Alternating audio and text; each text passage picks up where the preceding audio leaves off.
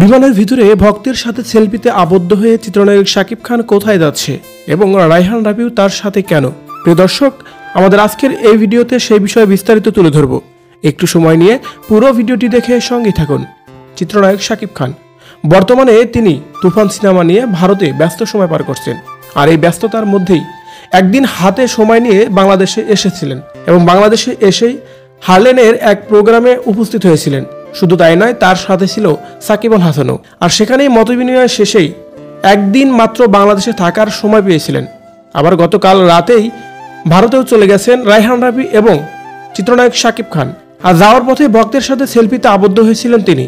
আর তেমন কিছু স্থির চিত্রই সোশ্যাল মিডিয়ায় ঘুরপাক খাচ্ছে, যেখানে দেখা যাচ্ছে চিত্রনায়ক শাকিব খান এবং তার ভক্তের সাথে বসে আছেন। এদিকে তুফান সিনেমার আপডেট নিয়ে পরিচালক রায়হান রাবি ইতিমধ্যেই বলেছেন যে তুফান সিনেমার কাজ প্রায় শেষের দিকে। অন্যদিকে তুফান সিনেমার ট্রিজার প্রকাশের পর থেকেই রায়হান রাবি এবং চিত্রনায়ক শাকিব খানকে নিয়ে অনেক বেশি আলোচনা হচ্ছে। তার কারণ, শাকিব খানকে নিয়ে ইতিপূর্বে এরকম কোনো সিনেমা হয়নি, যে সিনেমা রায়হান রাবি এই প্রথম শাকিব খানকে নিয়ে করতে যাচ্ছে। সো ভিউয়ার্স, শাকিব খানের তুফান সিনেমা নিয়ে আপনি কতটা আশাবাদী? কেমন হতে যাচ্ছে শাকিব খানের তুফান সিনেমা? এ নিয়ে আপনার মূল্যবান মতামত অবশ্যই কমেন্ট করে জানিয়ে দিন কমেন্ট বক্সে।